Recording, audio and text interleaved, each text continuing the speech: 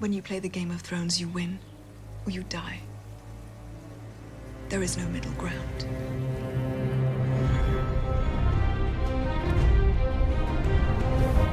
Hi everyone, it's Clara Ann. Today I'm going to discuss Game of Thrones, specifically Season 4.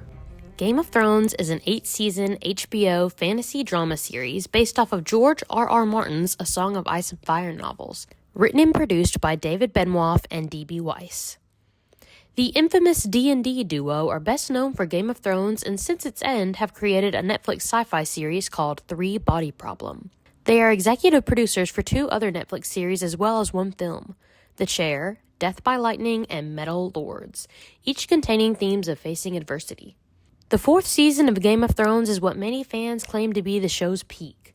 In about 8 minutes, I'm going to break down the season by act structure, character arcs, and plot. But first, a recap. Spoilers ahead! I repeat, spoilers ahead! If you have not yet seen Game of Thrones and plan to, this is your final warning. There are many subplots and characters that I will not get to touch on in just 8 minutes, but to try to give you a better understanding, I'll tell you this.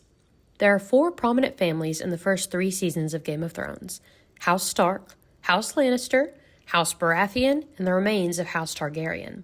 At the end of Season 1, the death of King Robert Baratheon and the execution of his hand, Ned Stark, ignites the War of the 5 Kings.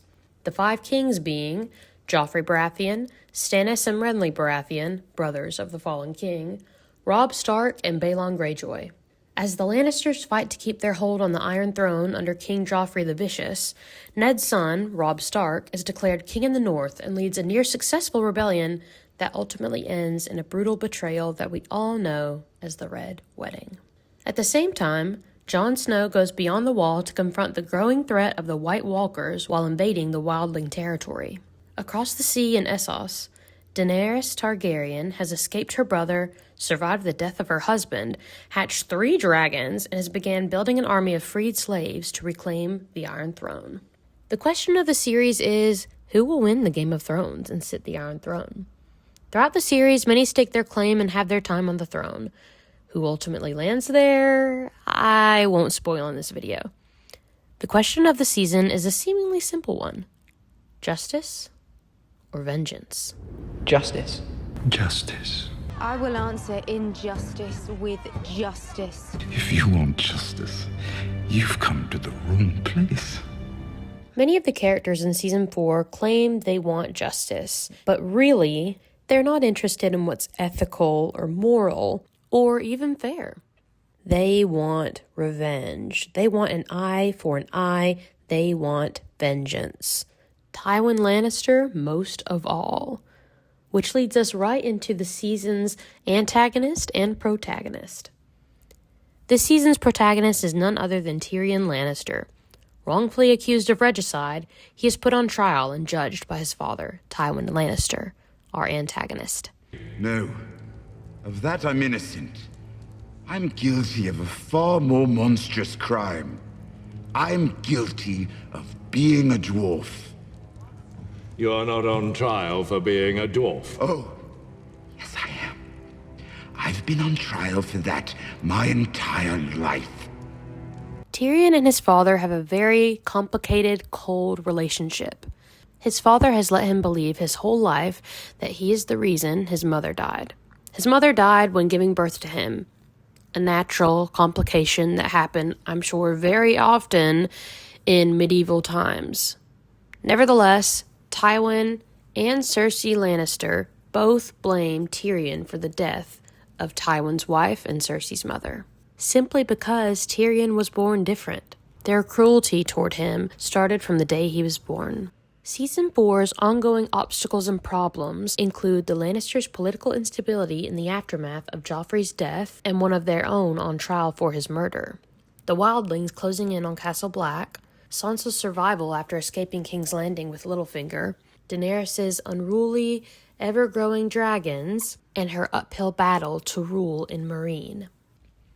Season 4 can be broken down into 3 acts. The first act plays out in episodes 1 and 2, showcasing the immediate aftermath of the Red Wedding, ending with Joffrey's wedding to Margaery Tyrell and his murder. The second act is the fallout, episodes 3 through 7. This showcases Tyrion's imprisonment and the build-up to his trial, Sansa's escape from King's Landing, and Daenerys' conquer of Meereen. Act 3 is the climax of the season, playing out in episodes 8 through 10, featuring Oberyn's duel for Tyrion's freedom, the Battle of Castle Black, and Tyrion's murder of his father, Tywin.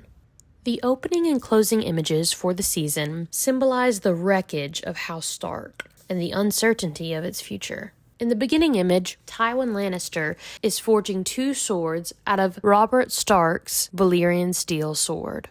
The closing image is of the youngest Stark, sailing away to unknown territory, leaving the viewers feeling uncertain and wary of House Stark's future.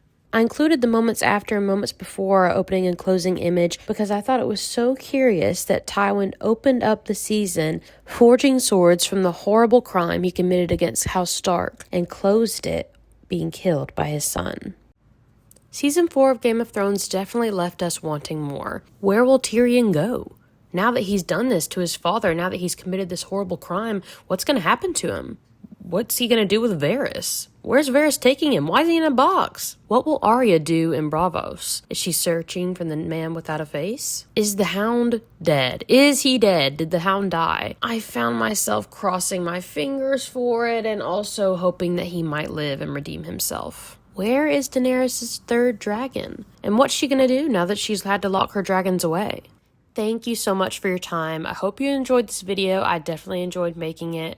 If you haven't seen Game of Thrones and are not swayed by all the spoilers you just endured, please give it a watch. It's a great series and one I don't think you'll regret watching.